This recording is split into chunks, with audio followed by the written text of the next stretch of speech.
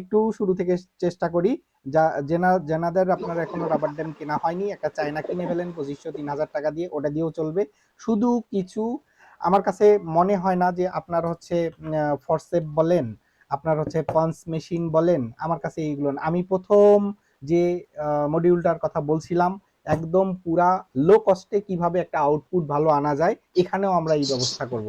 আপনাকে একদম পুরো হাইফাই টাইপের একটা বললাম যে কিট কিনতে হবে এমনটা না, ঠিক আছে?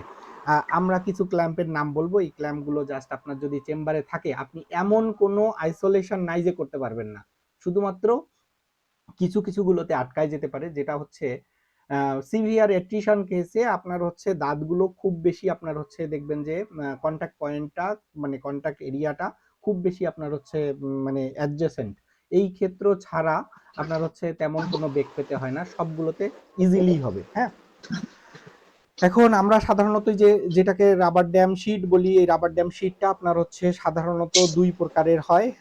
আমি যেটা ধরে আসি এটাকে আপনার হচ্ছে ল্যাটেক্স টাইপের, এটাতে আপনার হচ্ছে আরেকটা আছে হচ্ছে নন ল্যাটেক্স, দুই রকমের হয় আর কি।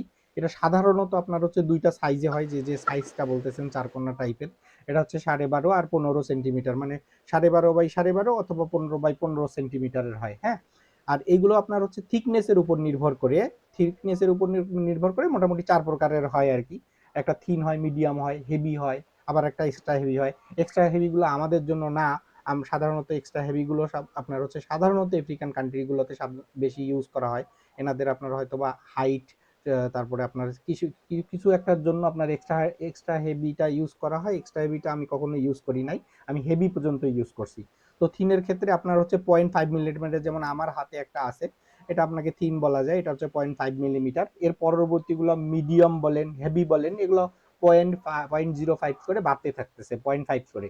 যেমন মিডিয়ামটা আপনার হচ্ছে 0.2 মিলিমিটার, তারপরে হেভিটা আপনার হচ্ছে 0.25 মিলিমিটার, আর একটা এক্সট্রা হেভি যেটা সেটা পুরোপুরি 3 মিলিমিটার। কেউ কি জয়েন করলো নাকি?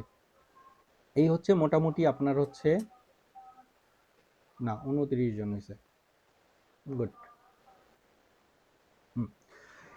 এখন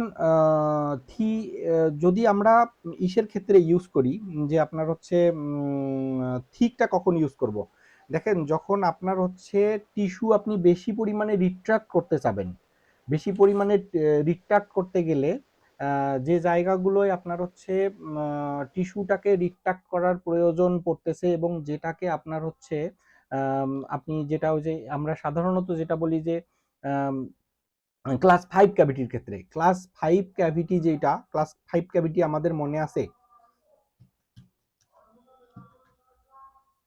ক্লাস 5 ক্যাভিটি কোন জায়গা? জি ভাইয়া, সার্ভাইকাল এরিয়া, সার্ভাইকাল এরিয়ার যেগুলো আছে, যেখানে দেখেন রিট্রাক্ট করার প্রয়োজন পড়ে, মানে অ্যাবরেশন,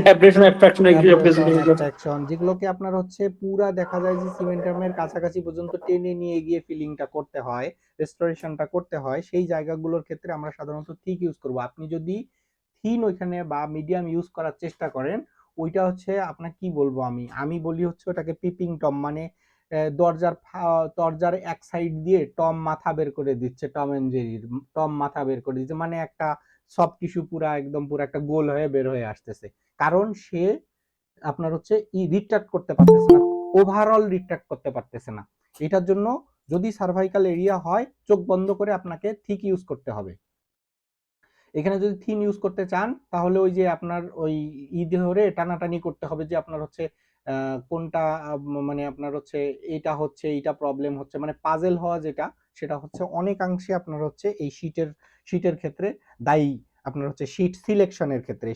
এরপরে আসি ক্ল্যাম্প সিলেকশন। আমরা আগে শীটের কথাটা বলে নিই। শীটটা যদি আপনি ওইভাবে সিলেক্ট করতে পারেন না, থিনগুলো সাধারণত আমরা যেগুলো করতে চাই, সেই থিনগুলো সাধারণত দেখা যায় যে আপনার কন্টাক্ট এরিয়াটা, আমরা এর আগে বলছিলাম যে দুইটা দাঁত সাধারণত একসঙ্গে যে জায়গাটায় একটা পয়েন্টের মধ্যে এরকম ভাবে থাকে, দুইটা দাঁত, সেটা এই দুইটা একটা জায়গায় লেগে আছে, সেটাকে আমরা কন্টাক্ট পয়েন্ট বলি। আর দুইটা দাঁত কতটুকু জায়গা জুড়ে এরকম ধরে আছে, কিন্তু অ্যাক্টিভ কন্টাক্টে না, সেই জায়গাটা পুরাটা জুড়ে আমরা কন্টাক্ট এরিয়া বলি। আমরা গত মডিউলে এটা আলোচনা করছিলাম। যদি আপনি দেখেন যে ব্রডার কন্টাক্ট এরিয়া পাওয়া যায়, তাহলে আপনার হচ্ছে ইজি পাস করা যায়, তখন আমরা আপনার হচ্ছে থিকারটা ইউজ করতে পারি। আর সাধারণত যেইটা বলা যেতে পারে যে আপনার হচ্ছে রাবার ড্যাম শীটের ক্ষেত্রে যেটা, আমি একটা ফ্লসটা একটু নিয়ে আসতেছি, একটা মিনিট একটু ওয়েট করেন।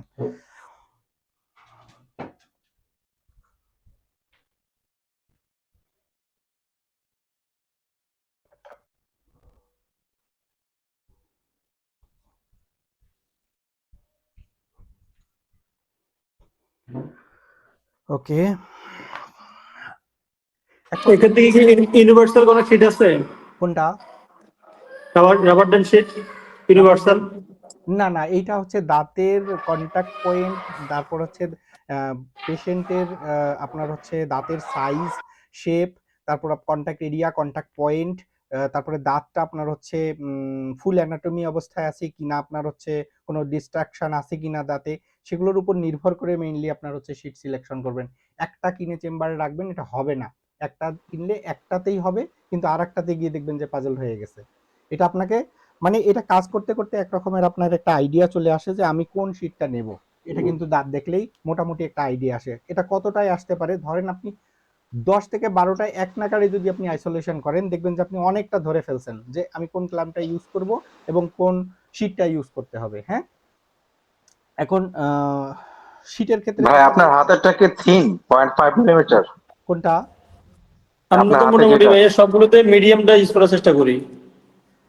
হ্যাঁ, মিডিয়ামটা হয় ম্যাক্সিমাম জায়গায় আমরা যে অ্যাজ ইউজুয়াল যেগুলো ইউজ করি, কিন্তু ওই যে বললাম যে যখন আপনি টিস্যু ডিস্ট্রাকশনের ক্ষেত্রে যাবেন, তখন দেখবেন যে ওই যে একদিক থেকে লালা বের হয়ে আসতেছে, একদিক দিয়ে পারফোরেটেড হয়ে গেছে, আর একদিক দিয়ে ছিঁড়ে গেছে।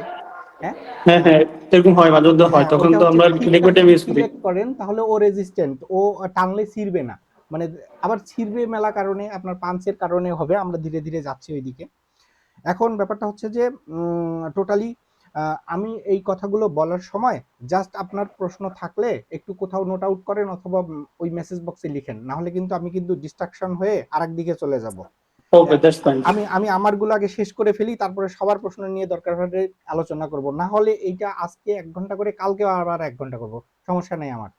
এখন ব্যাপারটা হচ্ছে আমরা যেটা করতে চাচ্ছি যে শীটটার সাধারণত আপনার হচ্ছে দুইটা সারফেস থাকে। হ্যাঁ, এই দুইটা সারফেসের ক্ষেত্রে একটা দেখবেন চকচকে টাইপের, একটা গ্লোসি টাইপের, আর একটা থাকবে হচ্ছে ডাল সারফেস। হ্যাঁ, ডালটা কোন দিকে যায়? ডালটা সাধারণত থাকবে হচ্ছে অক্লুজালি দিকে, মানে যেটা হচ্ছে জিহ্বার দিকটায় থাকবে, সেটা আপনার হচ্ছে ইসের ক্ষেত্রে থাকবে ডাল সারফেসটা।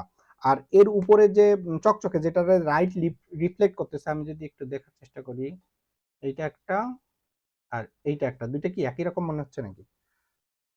এইটা একটা, আর একটা দেখেন, এইটা একটা, এইটা হচ্ছে ডাল, আর এইটা হচ্ছে গ্লোসি। বোঝা যায় কি একটু? জি এটা হাতে নিলে আরো বোঝা যাবে। ভাইয়া। হ্যাঁ, আমরা এখন এই শীটগুলোর ক্ষেত্রে আমরা সাধারণত এই যে কোম্পানির কথা বলেন, কোম্পানি ডেফিনেটলি কোম্পানি ডিফার করে, আমি এইটাতে বিশ্বাসী। আপনি যতটা আপনার হচ্ছে কস্টলি ইউজ করবেন, তত ভালো আপনি নিজে মজা পাবেন, এটা একদম আমি। এবং আপনার হচ্ছে এটা আমি আমার চেম্বার প্র্যাকটিস লাইফেও মনে করি যে আপনার হচ্ছে যদি আপনি ভালো কোয়ালিটি ফিলিং করেন, ভালো পেশেন্ট আপনি ডিল করবেন, আপনার পেমেন্ট ওই রকম ভাবেই ভালো পেমেন্ট আসবে। আমি এটা একদম দৃঢ় বিশ্বাসী। আম, মানে এইটা কথাতে আমি একদম যে কোনো কারোর সাথে অপোজ করি আর কি।